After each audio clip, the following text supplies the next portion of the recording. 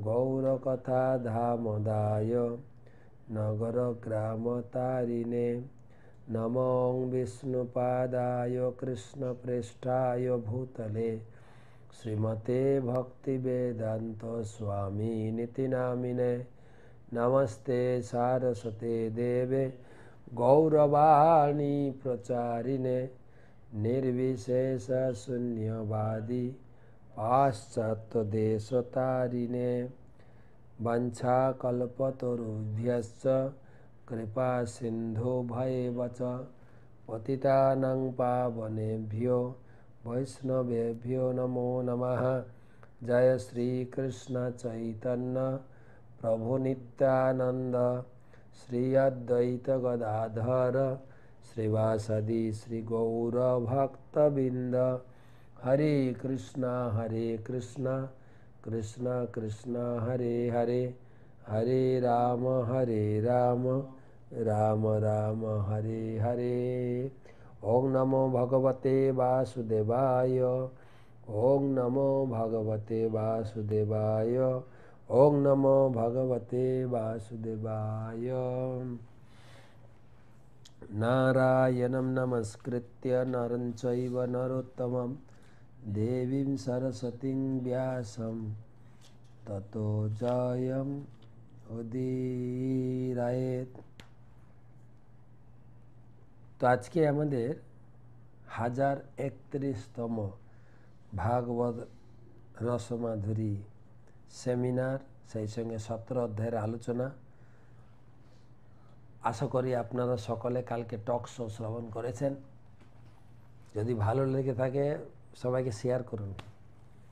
নতুন বছরের শুরুতে আমাদের করণীয় অকরণীয়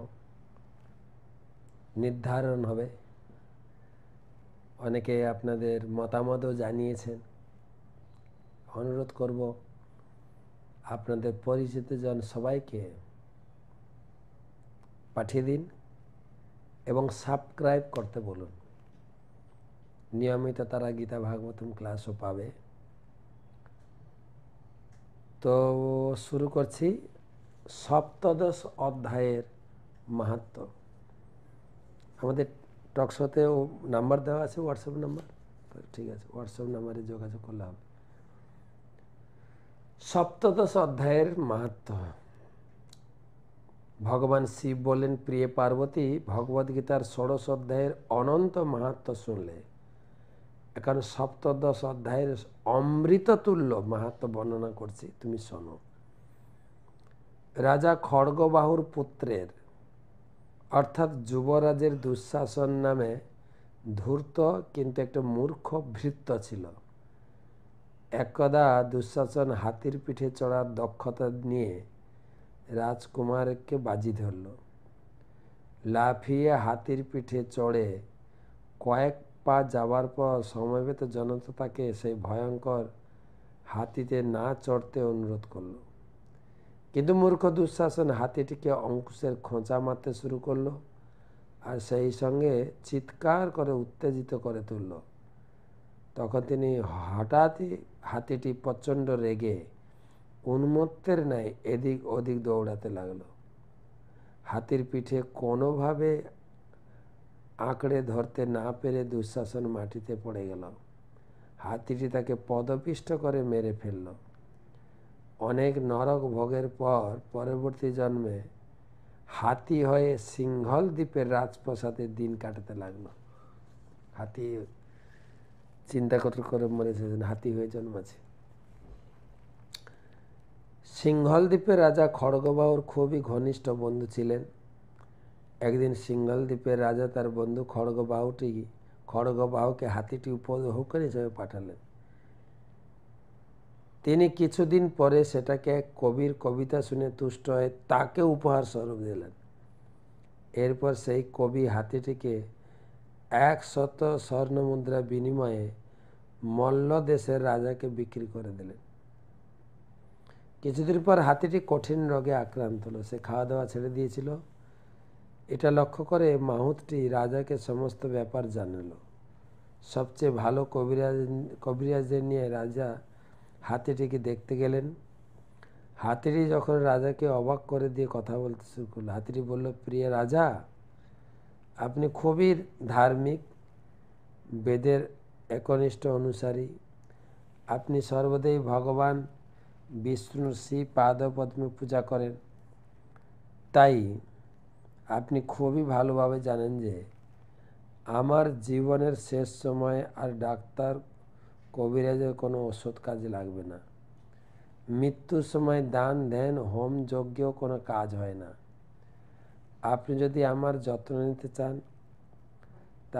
তাহলে আমাকে এইভাবে সাহায্য করুন, এমন কাউকে আনুন যিনি প্রতিদিন ভগবদ্গীতার সপ্তদশ অধ্যায় পাঠ করে আমাকে শোনাতে পারবেন।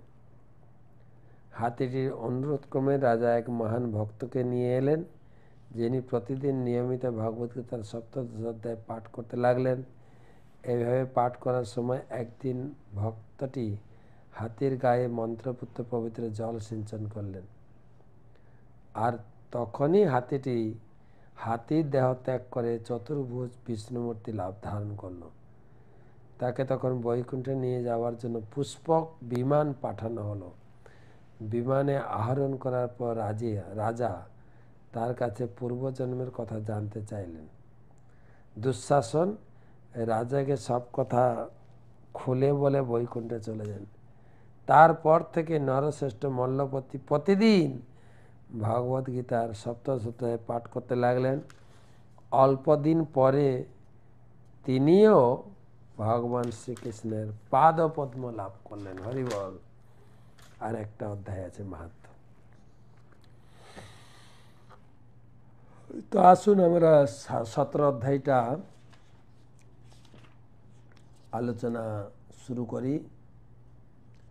এই 17 অধ্যায়ে সব মিলে 28টি শ্লোক আছে। শ্রদ্ধাত্রয় বিভাগ যোগ অথ সপ্তদশ অধ্যায়। অর্জুন উবাচ যে শাস্ত্রবিধি উৎসৃজ্য যজন্তে শ্রদ্ধয়ান্বিতা তেষাং নিষ্ঠা তু কা কৃষ্ণ সত্ত্বমাহো রজস্তম। হে কৃষ্ণ, যারা শাস্ত্রীয় বিধানসমূহ পরিত্যাগপূর্বক শ্রদ্ধা সহকারে আমার পূজা করে তাদের সেই নিষ্ঠা কি সাত্ত্বিক, রাজসিক নাকি তামসিক? প্রশ্নটা হচ্ছে, শাস্ত্র বিধান মানে না, ধর্মচর্চা করছে এবং দেবদেবীর পূজা করছে। কোনো লোক যদি বলে বর্তমান ইনি হচ্ছেন অবতার, তার পূজা করছে, কেন? শ্রদ্ধা রয়েছে তো ধর্মের প্রতি, কিন্তু শাস্ত্রবিধি নয়। এরকম দেখা যায় কিনা? আর এটা প্রশ্নটা কিন্তু আমার আপনার, অর্জুনের না। আমরা সমাজে এটা দেখে থাকি। বহু লোক পূজা পাঠ দান দক্ষিণা ধর্ম আচরণ করছে, কিন্তু শাস্ত্র অনুযায়ী নয়। মন্দিরে যাচ্ছে, যে কোনো একটা ঠাকুরকে পূজা করছে, তো সেটা একটু ক্লিয়ার করে বলো। তো ভগবান তখন আলোচনা করছে। শ্রী ভগবানুবাচ ত্রিবিধা ভবতি শ্রদ্ধা দেহি নামসা স্বভাবজা সাত্ত্বিকি রাজসী চৈব তামসী চেতি তাম শৃণু। ভগবান বললেন, এই শ্রদ্ধা পূজা যজ্ঞ দান এগুলো সব 3 প্রকার। আমি পরিষ্কার করে বলছি, শোনো। সত্যানুরূপ সর্বস্য শ্রদ্ধা ভবতি ভারত শ্রদ্ধাময় অয়ম পুরুষ যোষ শ্রদ্ধা স এব স। সকলের নিজ নিজ শ্রদ্ধা অনুযায়ী তারা পূজা পাঠ করে এবং সেই শ্রদ্ধা আবার গুণ থেকে প্রকাশিত, সত্যগুণের, রজগুণের, তমগুণের।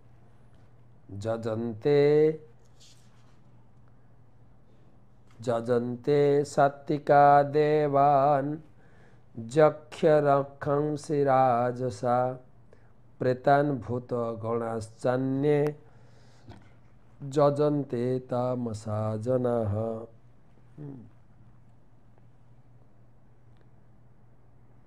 সাত্ত্বিক ব্যক্তিরা দেবদেবতাদের পূজা করেন, রাজস্বিক ব্যক্তিরা যক্ষ রাক্ষসদের পূজা করেন, তামসিক ব্যক্তিরা ভূত প্রেতের পূজা করেন। তিনটা। সাত্ত্বিক লোকেরা বুঝতে পারে যে দেবদেবীর পূজা করলে ফল লাভ, তারা মোটামুটি একটু শাস্ত্র আদি পড়েও। কিন্তু রজগুণের লোকেরা যক্ষ রাক্ষস শুধু না, সমাজে কিছু কিছু বড় বড় নেতা মন্ত্রীরও পূজা করছে। বিভিন্ন জায়গায় সব মূর্তি বসানো হয়েছে, দেখবেন। রাজনৈতিক স্বাধীনতা সংগ্রামী, তারা রজগুণের লোক। আর তামসিক লোকেরা জঙ্গলে গিয়ে ভূত প্রেতের পূজা করে। প্রভুপাদ বিস্তারিত লিখেছেন, অশাস্ত্র বিহিতম ঘোরম তপ্যন্তে যে তপো জনাঃ দম্ভ্য অহংকার সংযুক্তা কামরাগ বলান্বিতা কর্ষয়ন্ত শরীরস্থং ভূতগ্রামমচেতসঃ মাম চৈবান্ত শরীরস্থং তান বিদ্যাসুর নিশ্চয়ান। দম্ভ, অহংকারযুক্ত এবং কামনা ও আসক্তির প্রভাবে বলান্বিত হয়ে যে সমস্ত অবিবেকী ব্যক্তি তাদের দেহস্থ ভূতসমূহকে এবং অন্তরস্থ আত্মাসমূহকে ক্লেশ প্রদানপূর্বক শাস্ত্র বিরুদ্ধ ঘোর তপস্যা অনুষ্ঠান করে, তাদের অবশ্যই আসরিক বলে জানবে। বিভিন্ন প্রকার শরীরকে ক্লেশ দিয়ে, যেরকম আমাদের দেশে একটা চড়ক পূজা হয়, সে জিভ ফুটো করে, থতলি ফুটো করে, শির ফুটো করে, আকাশে উঠতে থাকে, কত দূর থেকে তার স্নান করে খালি গায়ে দণ্ডবতী দিতে দিতে আসে, তারপরে বলি, এইগুলো তামসিক আচার। ভগবান ডাইরেক্ট ঘোষণা দিচ্ছে, নিজের শরীর অপরের শরীরকে কষ্ট দিয়ে যারা এসব ধর্ম আচরণ করে, যেগুলো শাস্ত্র অনুমোদিত নয়। এবারে আহারস্তপি সর্বস্য ত্রিবিধ ভবতি প্রিয় যজ্ঞ তপ তথা দানম তেষাং ভেদ মিমম শ্রেণু। সকল মানুষদের আহারও তিন প্রকারের প্রীতিকর হয়ে থাকে, তেমনি যজ্ঞ তপস্যা ও দান ত্রিবিধ। ধীরে ধীরে বলছি, তুমি শ্রবণ করো। আহার, যজ্ঞ, দান, তপস্যা সব ত্রিগুণের। এবারে আহার সম্বন্ধে আলোচনা হচ্ছে। আয়ুষত্ব বলারোগ্যম সুখ প্রীতি বিবর্ধনা রস্যা স্নিগ্ধা স্থিরা হৃদয়া আহারা সাত্বিক প্রিয়া। সাত্বিক আহার কোনটা? যে সমস্ত আহার আয়ু, বল, আরোগ্য, সুখ ও প্রীতিবর্ধনকারী এবং রসযুক্ত, স্নিগ্ধ, স্থায়ী, মনোরম, সেগুলি সাত্বিক মানুষদের প্রিয়।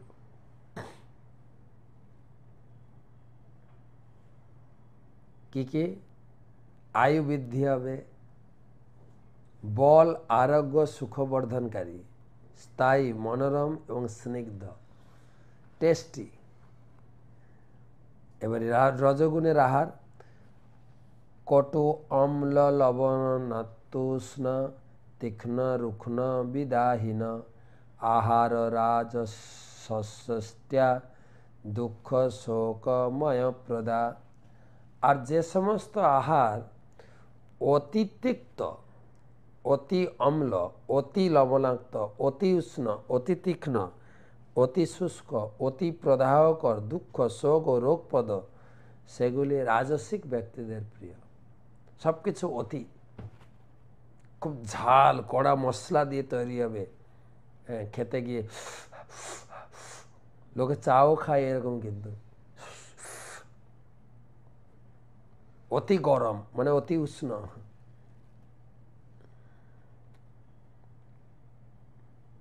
অতি অম্ল, অতি লবণাক্ত,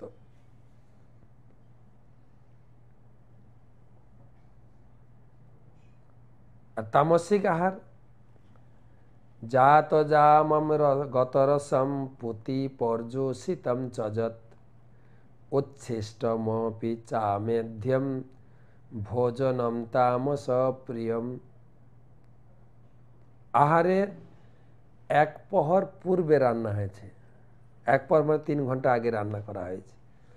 খাদ্য নিরস, দুর্গন্ধযুক্ত, পচা এবং অপরের উচ্ছিষ্ট অমেধ্য দ্রব্য তামসিক ব্যক্তিদের প্রিয়।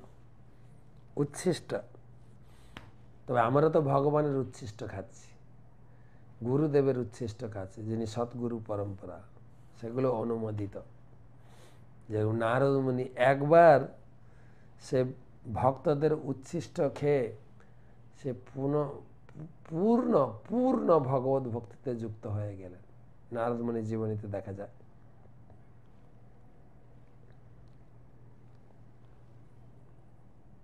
সেদিন প্রভুপাদ তাৎপর্যে উচ্ছিষ্ট খাওয়ার ব্যাপারে দিক নির্দেশনা দিয়েছে। আর এক প্রহরের পূর্বে মানে 3 ঘন্টার আগে যে রান্না, তবে ভোগ রান্নার ক্ষেত্রে ভগবানের প্রসাদ হিসাবে কিছুক্ষণ রাখা যেতে পারে।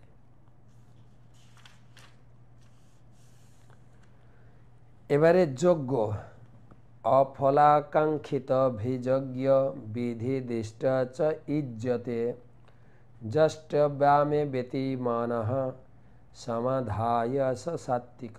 ফলের আকাঙ্ক্ষা রহিত ব্যক্তিগণ কর্তৃক শাস্ত্রের বিধি অনুসারে যজ্ঞ অনুষ্ঠান করা কর্তব্য। এভাবে মনকে একাগ্র করে যে যজ্ঞ অনুষ্ঠিত হয় তা সাত্বিক যজ্ঞ।